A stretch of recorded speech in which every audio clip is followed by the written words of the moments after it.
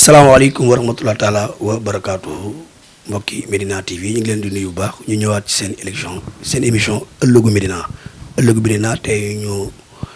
dalal fi doomi Medina Cheikh Ahmed Tidiane Faye bu ko defee rek sëñ Cheikh dañu lay bàyyi nga nuyoo présenté wu wax ñu tamit ndombal tànk yi nga xamante ne actuellement fu mu nekk nii moom nga yor. maaleykum salaam wa rahmatullah Abdou Aziz ñu ngi nuyu ñëpp di leen jox seen wàccuwaay di nuyu waa Medina bi nga xam ne fii laa juddee màggee fi su ma bàyyi juddoo fi màggee fi donc di nuyu aussi kuréel bi ma bokk mi CATB ma nekk fa conseiller spécial bu Cheikh Ahmed Tidiane Ba di le président de la CATB bokk aussi ci coalition Benno Bokk Yaakaar. sëñ Cheikh ñu ngi leen nuyu bu baax. yaakaar naa am na loo tudd léegi xam naa foofu la ñuy dooree sunu waxtaan mooy CATB boobu nga xam ne yow membre fondateur nga si. est-ce que mën nañu xam tuuti rek kañ ngeen créé CATB. CATB ça fait 5 ans de cela parce que en réalité avant que ñuy dem ci loolu dañu nekkoon benn mouvement de doon yëngatu ci social. bi ñu demee ci social bi ba pare après ñu xool on a je pense que dañu am benn engouement bu mag bi ñu amee engouement bu mag nag après ñu ne vraiment nañ dimbali ñu ki nga xam ne moo ñu jëlal suñu doomu Medina mi Cheikh Ahmed Tidiane Ba ñu yóbbu ko teg ko directeur général des impôts donc bi mu defee loolu nous on est venu contribuer au niveau de la coalition Benno Bokk Yaakaar. alors bi ñu demee assemblée générale boobu sax je pense que ne yaa nga fa woon. ba may diriger bureau politique ba ak ñoom Cheikh Sall avec tous les jeunes de Benno Bokk Yaakaar. ba pare nekkoon aussi adjoint plénipotentiaire bu Benno Bokk Yaakaar en 2017 avec Amadou Sow le jeune Sow du PSA. ñu liggéeyoon fa liggéey bu mucc ayib ba nga xam ni vraiment amoon nañu ay résultats yu baax ci élection yooyu. sëñ Cheikh. nekkinu CATB biir Benno Bokk Yaakaar comment ça se passe. waaw c'est vrai que nekkin bi lu jar a xoolaat la parce que bi ñu démarré en 2017 yow biir na leen le mouvement de Cheikh Ahmed Tidiane Ba indi nañu un plus ci élection wu yi nga xam ni moom lañu daan def ak Benno Bokk Yaakaar parce que boo xoolee les résultats de 2014 ak le référendum ak boo xoolee les résultats de 2017 nga xam ne Benno Bokk Yaakaar a fait un grand bond en avant devant l'opposition donc mu doon lu ñu rafetlu est-ce que comprendre nga alors bi ñu defee loolu nag ñu ànd ci di liggéey ak sunu mag Seydou Gueye ak yeneen parti yëpp ay NP URD ñoom ñëpp daal ñu bokk ci di liggéey bi ñuy liggéey nag je pense que ne ci lañ am pasteefu Medina yi collé ci image ki nga xam ne mooy Cheikh Ahmed Tidiane Ba alors ils l'ont accompagné pour que ñu am yeneen joutes futures yoo xam ne war nañ ko mën a def ak moom. bi loolu weesoo yëpp ngeen àndandoo liggéey bu mucc ayib comme ni nga ko waxee léegi. waaye dañu gis na rek après liggéey boobu dañu commencé waat dégg ay yeneen problème ci biir Benno Bokk Yaakaar. li ci gën a fës nag mooy diggante CATB ak membre yi nga xam ne ay membre APR lañu. ñu gis ne léeg-léeg dañuy dégg coowal Seydou Gueye coowal Cheikh Ahmed Tidiane Ba. waaw ñu gis na nag vraiment muy diggante boo xamante ne mëjjantal bi ba fu ñu toll nii dafa amoon tuuti wax. waaw mais loolu li tubaab di wax c'est le choc des ambitions li ñuy wax le choc des ambitions mooy loolu parce que tamit nit ku nekk boo nekkee ci politique da ngay dem ba nga xam ni da ngay wóolu sa bopp te boo wóoloo sa bopp da nga war a samp sa ndënd parce que boo sampul sa ndënd rek ragal nga mbër bu màgg ber daara te boo beree daara da ngay bëgg dëggal sa bopp loolu moo ci indi mais ce que je déplore encore une fois mooy que dans Benno Bokk Yaakaar où la démocratie règne am na loo xam ne mënoon nañ ko xeex dem ci parce que li Cheikh Ba waxoon au départ ci sortie bi nga xam ne jotoon ngeen ko dégg mooy que moom dafay def candidat à la candidature. candidat à la candidature mooy maanaam nañu dem fa nga xam ne fa la ñu bokk mi Benno Bokk Yaakaar ñu dem foofu xool niñ ko réglé wa illaa bu ñu mënul am un candidat de consensus mais ñu dem au vote ñaar yooyu la sinon sinon ñu dem xool naka la ñuy départager mais de façon très démocratique. gis nga ne am na ay ñagas-ñagas yu bari mais ce qu'on déplore nous aujourd'hui mooy ci biir coalition la yëpp di xeex la yëpp di xaj xeex am na fa lépp mën na fa am rayante mën na fa am yëpp mais dañuy nekk toujours garder cap bi xam ni fii lañ jëm mais nous déplorons au niveau de la CATB li nga xam ne moom lañ gis Seydou Gueye dem tatafu mook Bamba Fall li nga xam ne aussi tamit ce jeu-là personne ne le comprend même au niveau de l'APR il y a des gens qui ne comprennent pas pourquoi Seydou veut cheminer avec Bamba Fall lan moo tax loolu c'est des questions qu'on se pose parce que mënoon na ne je suis le coordonnateur de Benno Bokk Yaakaar parce que ci dernière AG yi nga xam ne avant élection moom la ñu porté woon fal ko donc mënoo ne nga nekk coordonnateur de Benno Bokk Yaakaar alors qu'on te va flirter avec le contre-pouvoir qui est Bamba Fall. mais Cheikh nga baal ma foofu ndax boo xoolee bi ñu commencé remarqué ne monsieur le ministre Seydou Gueye mi ngi ànd ak maire bi mooy bi dëkk bi nekkee ci jafe-jafe nekkee ci mbas nekkee ci feebar yaakaar naa président woote ne nit ñi nañu dajaloo jël politique bi teg ko fële moom nag ci loolu la gis ñëw ànd ak maire bi ci benn cellule de riposte bu ñu tegoon di si liggéey ñun am na déglu nañ ko mu wax moom gis-gis boobu la ci am moo taxoon mu jegele maire xam ne situation bi nekkul woon situation politique dëkk bi moo amoon feebar foog ñu àndandoo xeex feebar bi mu jóge fii. waaw mais c'est un acte dans les actes parce que les actes se sont superposés à un moment parce que boobu ngay wax noonu dëgg la on a appelé à ce que les gens se rassemblent pour dem doxi li nga xam ni mooy loolu régler le problème au Basse. D'ailleurs nous avons à l'époque nous avons envoyé Badou Santos qui est le coordonnateur de la zone 3 je pense mu nekkoon ci biir coalition boobu nga xam ni ñoo war a liggéey pour xeex mbas mi ça c'est un acte boo xam ni que le président avait demandé que nit ñi posé ko te bi ñu ko posé ñëpp dañ ko rafetlu et que nit ñi dem ci mais avant ça il y a d'autres actes yoo xam ni mën nañ ko bañ a énumérer parce que dañ koy seet ba bërkaati démb bi ñuy gis kaamil bi parce que xam nga des actes politiques les gens bi ñu koy teg dañ koy xam. mais Cheikh kaamil pour ñaan jàmm. je pense que ne jàmm moom jàmmu APR la jàmmu CATB la jàmmu Bamba Fall la jàmmu ñëpp la. jàmm moom kaamil moom buñ ko wootee je pense que ne kuy jullit rek aussi tamit ak ngay doom Médina ñu woote ko ngir ñaanal réew mi mais tamit ñaanal Médina aussi lancer wala appel jeunesse bi fi nekk yaakaar naa loolu kuñ ci woo ngay doom Médina war ngaa ñëw. mais jërëjëf. ba nga ne kuñ ci woo. mais bu fekkee dafa am ji ñuy woo ak ñu dul woo tamit du sotti parce que en réalité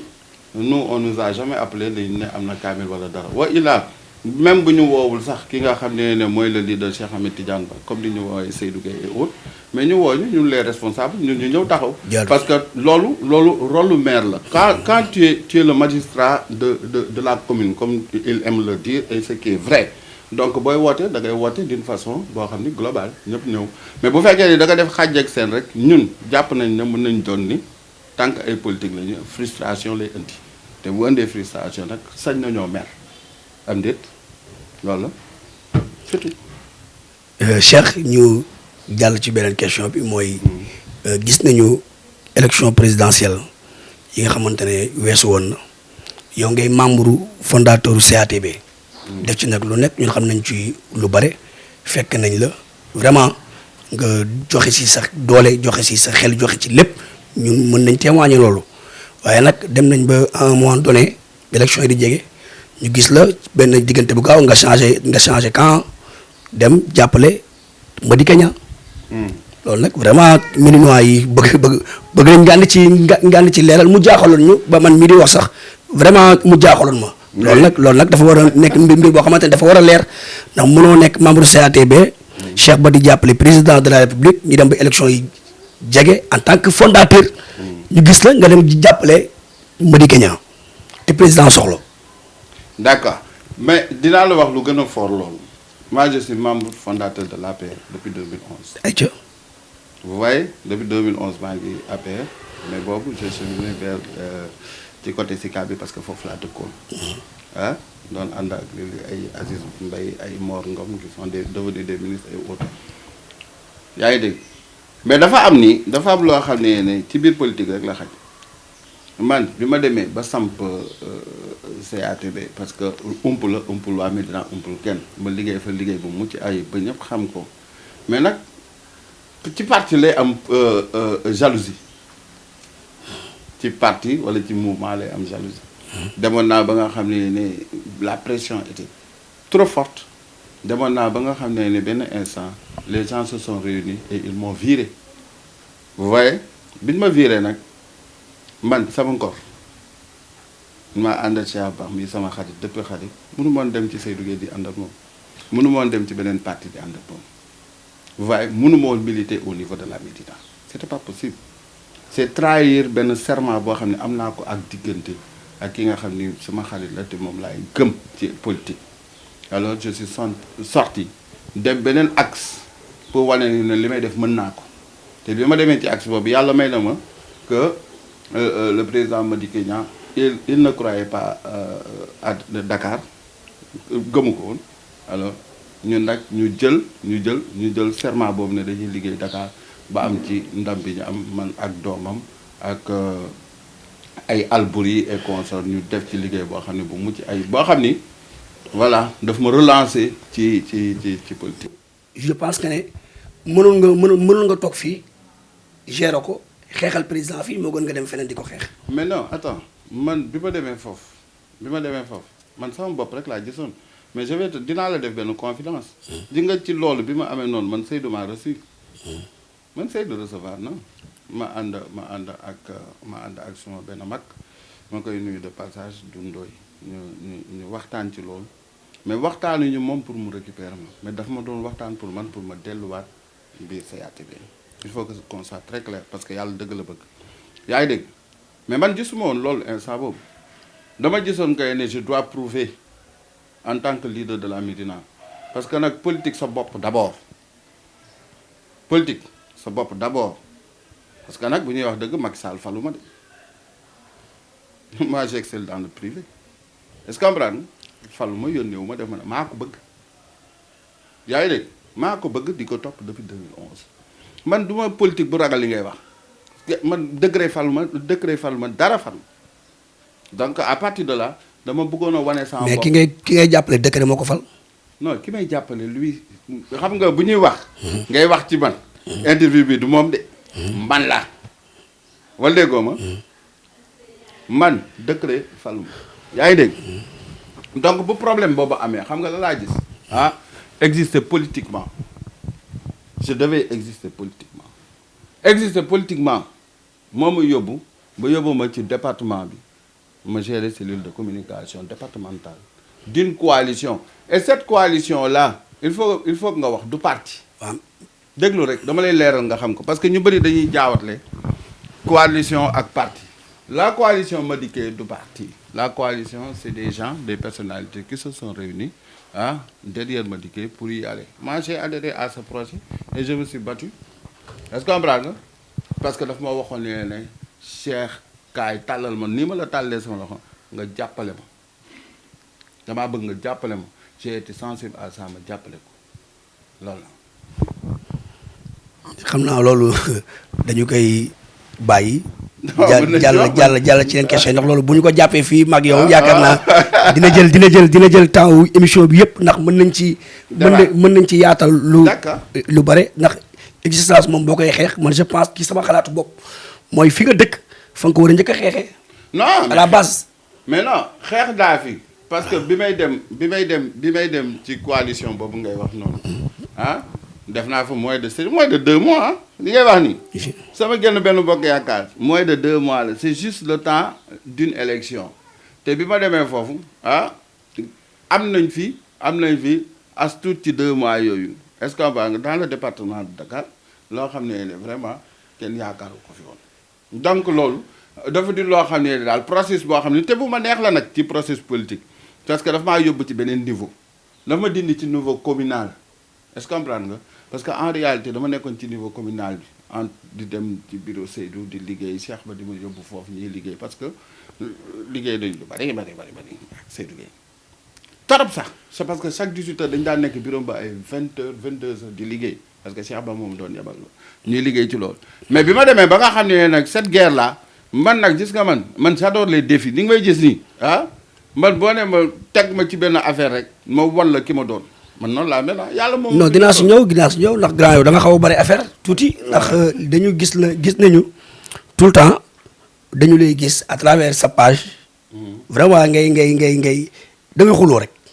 comme ni nga ko waxee sama sëriñ nga mais foog ma dóor la xeer. ndax da ngay xuloo lu bare. gis nañu jamono yii sax man je pensais que ne yow. da ngaa génn CATB am na ñu bare fu mu nekk nii dañu jàpp ne Cheikh Ahmed Tidiane Faye dafa am problème ak waa CATB loolu tamit foog nga leeral ko ndax dañ lay suivre vraiment nit nga koo xamante ne nit ñi dañu lay bàyyi xel dañ lay suivre vraiment ñu gis ne jamono yi weesu gis nañ ne vraiment da nga doon booy bind da ngay jamono bii weesu yàggul bii dañuy gis ne da ngay booy wax da ngay waxee xol maanaam dafa mel ni comme koo xamante ne dafa am problème ci biir CATB Cheikh Faye actuellement biir CATB la ñu bëgg a xam. mais li nga wax ni dëgg la. waaw mais dafa war a leer. mais dinaa ko leer problème bi dafa war a leer. non day leer. waaw dafa war a leer Cheikh Faye mi ngi CATB wala nekkatul CATB wala li nga xamante ne daf ko yoroon biir CATB dañ ko jël nangu ko dénk ko keneen ndax dégg nañ la am na ñoo xamante ne ni ñu la déggee ci suñu déggin am na ñeneen ñooy attaqué biir CATB. li nga wax dëgg la. ayca. mais xam nga CATB dafa nekk kuréel boo xam ne du comme les partis standards wala les mouvements standards CATB dafa am démocratie waaw xam nga démocratie waaw. macha allah. gis nga dañu toog réunion est-ce que comprendre nga ñu jël ay décisions yoo xam ne man d'accord ma ci. yaa ngi dégg c'est pas mon poste qui est en jeu parce que je suis le conseiller spécial de Cheikh Ahmed Tidiane Ba est-ce que comprendre c'était pas mon poste mais c'est par rapport au mouvement parce que yaakaar naa ne bu ñuy jël ay décisions dañuy jël décision yoo xam ne fi ñu toll nii tembe ay décisions yu amal njariñ mouvement bi parce que dañu toll ci benn moment boo xam ni ay joutes électorales dafa war a ñëw dañu war a ki ñuy fal dafa war a ki nga xam ne dafa war a nekk indi ay xel yu bees indi ay stratégie yu bees yoo xam ne dafa war a doxal mouvement bi biir Médina on en a besoin mais bu fekkee ni dañuy porter ki nga xam ne moo fi nekkoon est-ce que comprendre nga ñu bàyyi ko fi te que les gens disent est-ce que comprendre nga les gens disent que ne ils sont pas satisfaits par rapport à ça ñu waroon def. parce que man il faut nga comprendre que ne bi may ñëwaat biir CATB di ñëwaat CATB man dama ñëwoon ñu fal ma conseiller spécial en charge de faire l'assemblée générale de préparer l'assemblée générale en charge de préparer l'assemblée générale et de la réorganisation de la CATB bi may ñëwaat loolu moo doon sama poste alors bi ñu demee ba ci biir. mbas mi ñëw bi mbas mi ñëwee on s'est dit que ne mënatul am assemblée générale mais maintenant dañuy def un bureau provisoire yaa ngi dégg ce bureau provisoire là on reconduit les mêmes et on avance may leen mais si d'accord oui mais dans ce fait bi ñuy reconduire dafa am koo xam ne bi ñu koy reconduire à son poste au lieu que ñu bàyyi ko ci poste bi ñu ko nommé woon comme Aziz ñu ne la yow yaay reporter bi war a def lii ñu lay reconduire ne la yow yaay reporter général xam nga kon day nekk ñaari wax comprendre nga li may wax est-ce que bu ñu nee Aziz yow yaay reporter bi war a def lii ba jaay ñu ne non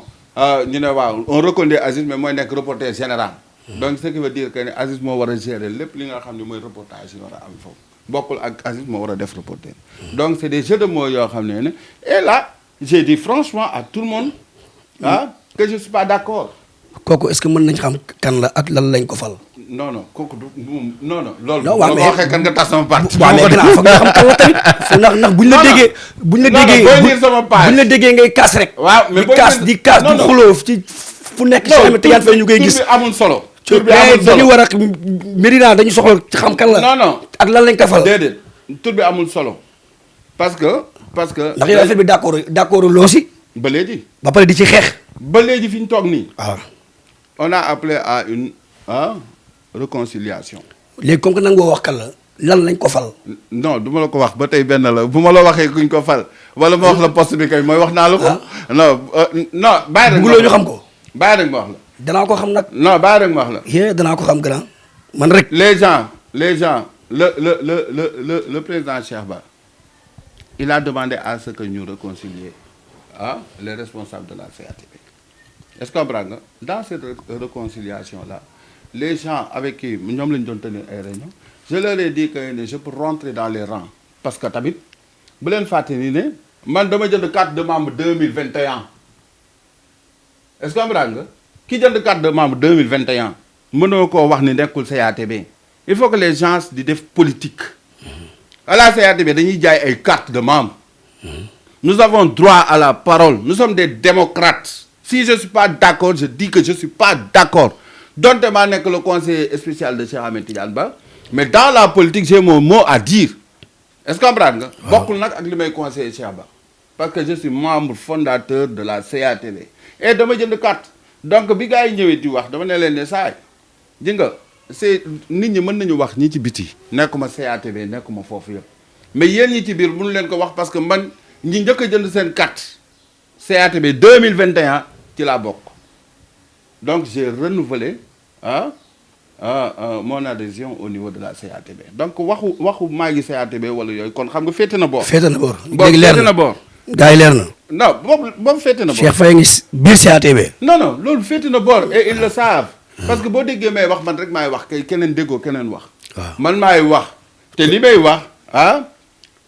bi ñu defee réconciliation sax je leur ai dit encore une fois que ce poste là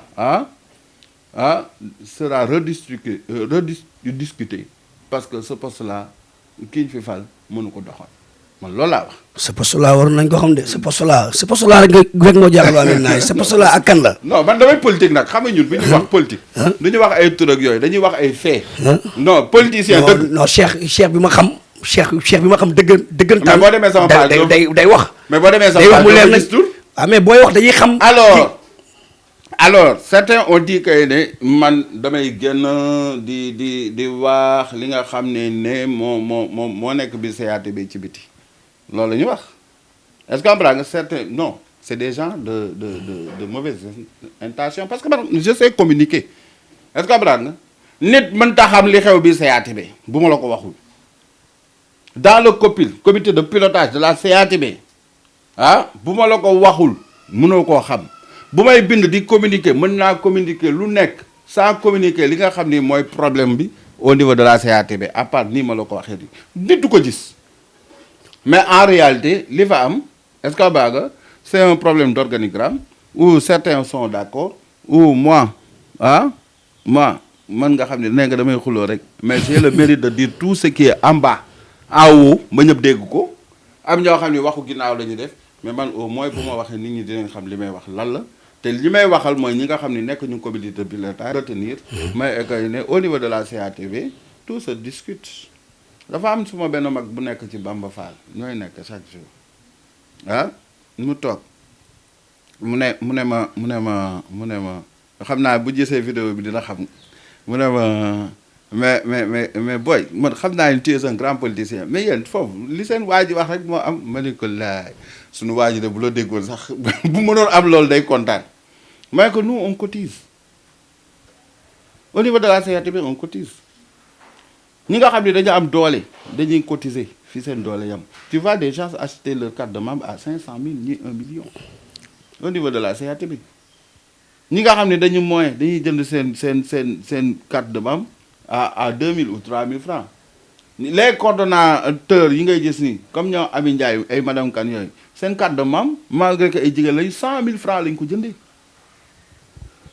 est-ce que comprendre donc pour te dire que gars yi ñu bari dañu méconnaître liy dox ci biir CATB xamuñu ko buñ ko xamoon wala bu ñu amoon tuuti fàttaliku dinañ xam ni def nañ fi benn soirée ak Youssou Ndour où les gens achetaient des tables à pratiquement 1 million de francs table bu nekk yow fekkee nga ko. waroon nañ def ak benn ak Wally Seck kon ñun suñu xaalis bi ñuy am ñun dañu xam fan lañ koy jëlee pour di ko delloo askan bi. Donc c'est ça la CATB. Au-delà de l'aspect politique, il y a l'aspect social boo xam ne daf ñu ñor parce que Médina nit ñi vivent dans la précarité totale. loolu moo am li ñuy joxe il faut que ñu ut ko te pour ñu ut ko il faut que les gens cotisent. Est-ce que comprendre nga même kii jënd carte 2000 francs sur au moins 8000 et quelques fois yi ñu am est-ce que comprendre nga mais day doon dara loo xam ne mën nañ ko ci delloo. loolu daal mooy li nga xam ne moo am CATB. xam naa du ñu xóotal ci loolu ndax am na ay waxtaan boo xamante ni tamit bëgg nañ ko sekk ak sa kilifa. incha allah xam naa yooyu sa patron. xam naa incha allah bu loolu yembee rek incha allah am na ay questions yoo xamante ne moom mooy gën a habilité pour. mën ci tontu moo tax mënuñu yaatal. waaye daal ci gàttal am na tuuti rek loo ñu expliqué am na loo xamante ne vraiment leer na. ci képp koo xamante ne yaa ngi seetaan télé bi rek. li nga wax fii je pense que ne leer na am na lu des tuuti nag am na yoo xamante ne nangu woo ci sore. mais am na loo xamante ne leer na je suis bon ah man loo ma laaj ma wax la ko moi je suis très. beneen bi xam naa loolu foog ñu wax si tuuti ndax it actualité la ci biir Médina ci jamono yi weesu vraiment ñu gis ay am na ñuy ñaxtu. ci wàllu gestion de la municipalité di ci wax lu bare bare. comme wàllu teere jaraaf bi gis nañu am na ay doomi Médina yoo xamante ne ñoom it am nañ ci beneen gis-gis bu wuuteeg bi si monsieur le maire am jëloon nañ ko mu wax si ndax wax nañ ko li nit ñi wax moom it wax na li nga xamante ne noonu la mbiri demee xëy na yow tamit am nga ci xalaat. oui mais merci di nga ma may aussi ma tontuwaale monsieur le maire ci sa émission parce que sa émission déglu naa ko. dégluwaat ko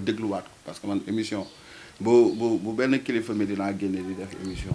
damay toog dama koy déglu di ko déglu te yow sa émission bi nga defal maire bi. woo naa la. ne la émission bi dafa am solo. macha allah voilà jërëjëf. dafa di émission boo xam ne ni. parce que ñun li ñu soxla ci yéen mooy nit ñi di déglu ñi nga xam ne ñooy responsable yi. surtout. di xam fond pensée li nga xam ne ñoo ñuy diriger. partant de là maire bi cëram dafa nekk koo xam ne warul wax boo xam ne dafa xaw a ñagas est-ce que comprendre li may wax mooy warul wax kañ ne. wax bi dafa bëri dafa am ñuy bëri wax am na ñoo xam ne ay ragal lañu am ñoo xam ne loolu du cëru maire mooy xam nga lan jël hauteur da nga war a jël hauteur nit ki bu la waxee même lu la neexul parce que nit mënta am toujours ñu lay wax lu la neex même lu la neexul nga am ci jàngat ñun loolu la ñu soxla beneen bi aussi mooy les jeunes de la Médina comme li nga wax am na loo xam ne xew na ci biir Médina xale yi nag bien vrai que bloc scolaire bi moom terrain bi bien vrai que terrain jaraaf bi ak bloc bi yëpp ñu ngi nekk sous tutelle de la mairie ci acte 3 bi yaa ngi dégg mais dëkk dañ koy péccoo boo ko péncoo di nga am lu la neex boo ko péncewul askan ba ngay diriger taxaw ni jëpp taxaw ak yow ne li nga fiy def du fi am nous sommes pas des nihilistes nous savons que dafa am ay investissement yu ñu tuddee public privé yaa ngi dégg ces investissements là boo ko naree def ak waa joo xam ne dafa xarañ ñu koy wax nu mu tuddee Seydi nekk fii di sunu voisin à Rebeuss xam nañ ci xarañ ci loolu mais boo pencoowul li nga nar a def ak waa gox ba comme ni ko acte 3 waxee parce que acte 3 nee na mais PPP nangu na loolu déggoo kon déggoo ma de voilà dégg nga waaw wala dégguloo ma dama ne la dafa am lu am mais ay programme public privé yoo xam ne dafa baax ci réew wax ma la ci commune yaa ngi may dégg bu baax te ki mu koy defal maire bi mu am xarañ téef bi encore mi Seydi nekk fii ci commune bi nga xam ne moo nekk Rëbës yaa ngi dégg mais dëkk dañ koy pencoo maanaam bu fekkee ne yow da ngaa bëgg a def benn affaire ni la ko loi sénégalaise waxee li nga xam ne moom lañ ko bindee ci li nga xam ne mooy téere yi tënk gestion wu mairie mooy nga publier ko ne man kat waxtaan naa ak Moustapha wala diw Seydi man kat nee naa téere jaraaf lii la man kat waxtaan nañ ne lii montant bi lii la kat lii la ci mairie bi di gagné lii ak lii la ci xale yi di am lii ak lii ba nga xam ne dañ koy waxtaan ba tëddee ko ci biir commune bi parce que moom moo ne ASC yi président ASC yi ña nga foon waaw man wóor ma dégg naa xale yi naam président ASC yi wax ñu foofu loolu non si man interpellé naa benn président mu ne ma ñoom ñi ngi woon toog nañu ak monsieur le maire ci projet bi waxtaan ci ak moom. oui mais man dégguma man li ma dégg mooy amul benn këyit dama interpellé président yi benn këyit boo xam ne xaatim nañ ko boo xam ne engagé na les présidents d'ASC man loolu dégg naa ko ci xale yi bi ñuy wax dégg naa aussi que xale yi ne les termes du contrat xamuñu ko te dañ ko war a xam loolu mooy yoon dañ ko war a xam. mais Cheikh. yaa ngi ma naan dégg nga xale yi mais moom déglu nga ko yow déglu nga émission bi. man déglu naa ko lépp loo xamante ne nee na monsieur le maire moo ko wax lépp loo xamante ne yoon la jaarale na ko fi mu ko war a jaarale. waaw mais xam nga dañ ma laaj ba ci conseil municipal bi ba ci ASC bi ba ci ñi nga xam acteurs yëpp ñi nga xamante ne ñoo composé sport bi fi Médina fexe na waxtaan ak ñoom. waaw mais léegi d'accord na. léegi xam nga léegi nee na wax na loolu nee na d'accord na ak ñëpp. mais na génn kayit yi nga xam ne dafa d'accord ak ñëpp xam nga fii administration moo fi am gestion mairie la ñu wax di nga bu fekkee ni d'accord nga ak conseillers municipaux yi comme ni mu ko waxee am na procès verbaux bu war a génn ngay leen mi ngi nii dama waxoon ñii ñoo ko tënk wax nañ ko donte moom mooy majoritaire ci conseils municipaux yi bu ko defee nit ñi duñu mën a wax dara bu fekkee ne nee na ratifié na ko ak les présidents d'ASC na ko génne ne mi ngi nii bu fekkee ni ne nag yow da nga may laaj sama xalaat ci loolu man mii moi je suis d'accord qu'il y ait des investissements au niveau de ma commune man Cheikh Ahmed Tidiane Faye mii nga toogal mais d'accord ma sur les termes du contrat maanaam ma jox la benn exemple bu ndaw rek bu basique bu gën a ndaw bu fekkee ne dañ ne 1 million la ñuy jël par weer ci par match ci terrain bi 1 million par weer jox ko les ASC du loolu wax maire bi man bi ma ko xaymaa dama ne 1 million par weer mooy benn match parce que donte terrain yi ñu wër fii yëpp dañuy jouer ba 2 heures du matin 3 heures du matin est-ce que comprendre nga waroon nañoo mën a jël 2 matchs par jour bu fekkee ni 100 000 la wala 80 000 bu dee 50 000 la muy 100 000 2 matchs yi bu dee 80 000 la muy 160 000 est-ce que comprendre nga loolu dinañu permettre au moins ñu am 2 millions 2 millions yi boo jëlee 1 million bi par weer di ko jox ASC yi à tour de rôle 1 million yi dina mën a dugg ci gafa maire bi est-ce que comprendre nga pour mën ko dooleel pour ñu mën a def leneen man loolu laa gis est-ce que comprendre nga donc waxtaan day baax pour que nit ñi mën a wax ci terme de contrat yi et puis weesul xam nga terme de contrat moom bu fekkee ne da nga nekkal askan bi jiital la askan bi ne lii ngay def nii ñun bëgguñu ko wala lii ngay def nii defoo ko nii mais wooteel boo wootee ñoom ñu ne la lii lañ bëgg nga leen lii moo mën a nekk xam nga jiit mais sëñ Cheikh woote weesuwul ci sunu gis-gis mooy ci li mu wax fépp fu mu war a jaar képp ku mu war a waxtaanal ci projet bi waxtaan naa seeg yow. mais du waxtaan. léegi ñi nga xamante ne waxtaan na ak ñoom ñoo war a def sortie génn leeral Médinois yi daje bi ñuy dajeeg Bamba lan moo fa xewoon. mais dégg li ma wax. xam nga dañu war a leeral affaire bi dafa war a leeral. waaw dégg li ma wax xam nga waxtaan ngay wax mais là c'est ratifié dem naa ci ay benn collectif waxtaan nañu lii la ñu wax collectif ba président ba signé na man signé naa fi en tant que maire est-ce que ba dem naa ci président des ASC waxtaan nañu président des ASC seen collectif bi ki ko jiite signé na fii man fii laa signé dem naa ci conseil municipaux yi woote naa réunion conseil municipaux ñëpp toog bi ñu wootee gars yi d'accord nañ ne lii la ñuy def ñii ñoo d'accord signé nañu ñii ñoo d'accord loolu mooy transparence waaye xam naa dinañ la bàyyi sax balaa ngay tëj nga yow it sensibiliser ndaw ñi ndax démb rek ñi ngi woon ci terrain bi ànd ak le président de la conseil communal de la jeunesse Ibrahima Traoré ñu koy saluer au passage muy ku jàmbaare muy xale bu am jom vraiment taxaw ci taxawaay démb bu am solo ànd koog ñëpp ànd koog njabootu waa Kër Bamba Fall ñi ngi ci woon. waa CATB Thioub mon ami mon frère moom it mi ngi ci woon ñëw représenté woon CATB. waa APR ñëpp ñi ngi ci woon ñu àndandoo jeunesse Médina yëpp àndandoo ak moom bootu ci ginnaam dem seeti ñi nga xamante ne ñoom ñoo am ay blessé dem nañu fépp dem ba wër Médina loolu tamit ñu koy saluer bu baax waaye nag dafay jaadu yéen ñi nga xamante ne yéenay suñuy kilifa yéenay suñuy mag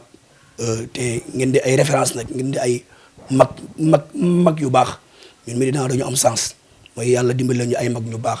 ay mag ñu xàmmee ay mag yu civilisé kon nag seen kàddu xale yi dinañ ko dégg kon ñu bàyyi la par rapport ak manifestation yi kenn xamul yàlla na fi yem jàmm ci la lépp xaj wax naa ba taay ne jàmm sëñ Cheikh léeg-léeg sax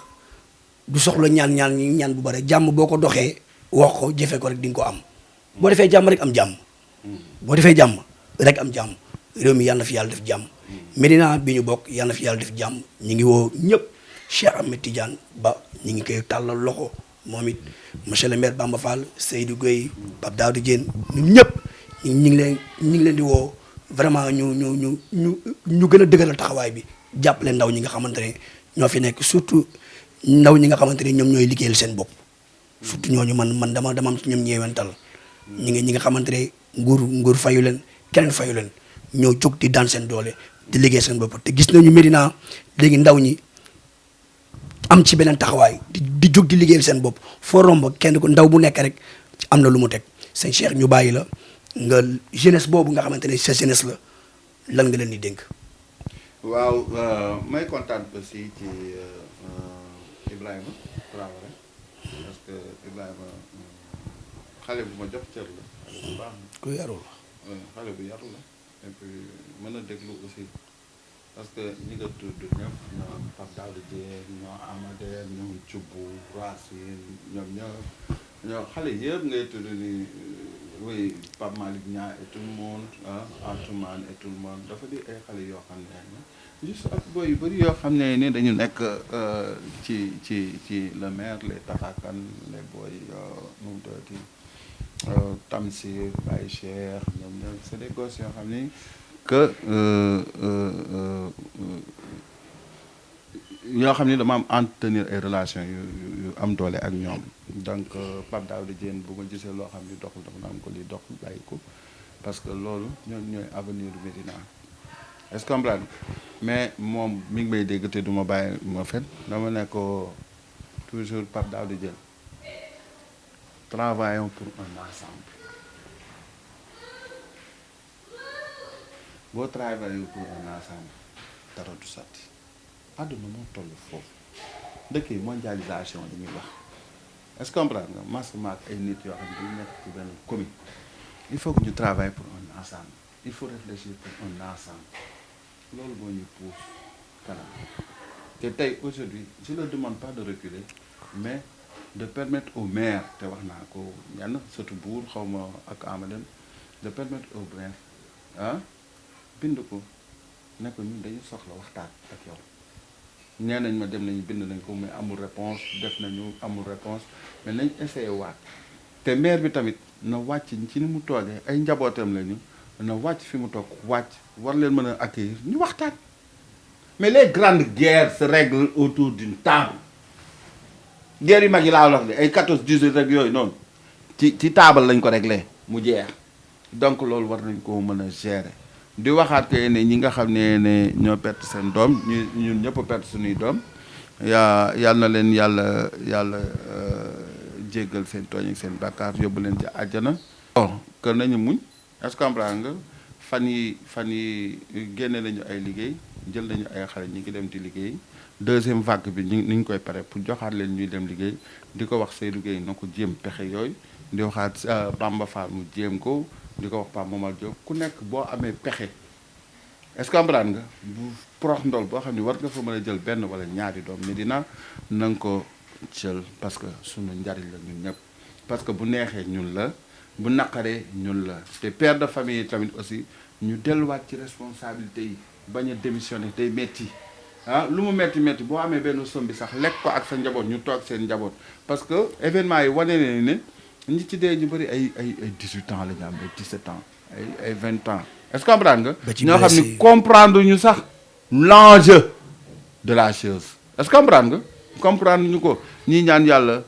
père de famille nañ toogal seen nañ bàyyi 10 bi di waxtaan ak seen doom yi di leen yee di wax ak ñoom di leen téye di leen wax ni sombi bi mooy sombi de la dignité wala cere ji ak laalu bi mooy cere ak dignité non buñ ci demee ci loolu rek àdduna foog naa ne danañ dellu fa ñu fan suñ ñun nañ ñu juree woon ah te ñu delluwaat ci diine dafa am njariñ bu ñu bàyyi diine nañ delluwaat ci diine ku nekk diine ba nga nekk da nga ci delluwaat parce que loolu day apaiser tension di wax président Macky Sall tamit doole moom du pour xeex ni mu ko jàpp rek noonu la est-ce que comprendre nga bu ko nit ñi wooyee na déglu bu ñu ko waxee reculer na reculer parce que nag moom la yàlla dénk doole gi ah doole saa yi du xeex est-ce que comprendre nga na am écoute bi mu am ci jeunes yi na ko am ci ñëpp rek apaiser wàcce ñëpp et puis Sénégal jëm te macha allah Serigne Cheikh Ahmed Tidiane Faye tey vraiment gis nañu facette yu bari nga waaye léegi bi ngay daane léegi facette oustaz bi nga ma andil nii léegi si jeexitalu émission macha allah ci appel bi wax nga dëgg wayjur du gaaw a démissionné si doom ndax wayjur bu nekk sàmm la te sàmm danañ ko laaj bu ëllëgee la mu doon sàmm naka la ko doon sàmmee ak si yenn anam la ko doon sàmmee. waaye daal sëñ Cheikh jàppal ne am nañu mbégte am nañu contentement dalal la ci ëllëgu Médina bu ko defee ñu bàyyi la nga jox sa kàddu gu mujj waaye nga wax ci Médina TV bii nga xamante ne ay ndaw rek ñoo ko moom ki nga xamante ne moom moo jiite yëf yi xale bu ndaw la man li ma ko magee sax dafa bare xam nga man ku ma magee lu bare xale la waaw muy xale vraiment ñuy nekk ay ndaw yoo xamante ne dañ leen war a jàppale ndax ñi ngi def liggéey bu am solo te metti nag loolu ñu soxla Médinois yi jàppale leen kenn ku si nekk noonu la mën a jàppale nga jàppale leen ko. maa ngi nuyu suma ñi nekkoon ci technique bi di leen nuyu baax Iso Ismaïla jënd bi nga xamante ne moom suñu soppe la waaye Thierno l'homme de terrain moom lañ koy wax waaye PDG tamit ñu koy nuyu moom mi ngi noonu mi ngi noonu dañ koy bàyyi noonu ñaanal ko yàlla yëfi yàlla na yokk sëñ Cheikh bu ko defee rek ñu bàyyi la nga wax sa kàddu ci Médina TV jaarale noonu joxe wàlla sa kàddu gu mujj. waaw di nuyu di delluwaat rek di wax waa Médina kay ne bu lu ma fi wax bu fekkee dafa nuru safaan ñu jéggal ma ko parce que la ma ca jublu woon mooy defar bu fekkee ne baax na waxam wala ñu laa ni sukri parce que loolu mooy li nga xam ni moom la Médina soxla Médina TV rouge noonu laa ko tuddee Médina TV rouge man keroog ba nga defee émission nit ñi di tëb di dal non man dama laa woo félicité la en direct sur Facebook ah parce que sa liggéey rek koy def mën nga wax ah invité nit mu wax safaan ci nit du yow yow sa liggéey rek koy def ah ñu leen ciy gërëm di leen sant di wax tamit que fi ngeen ko jàpp metti na de ñun xam nañ ne amu leen doole parce que pour faire passer benn émission ci YouTube bi xaalis la ñun xam nañ ko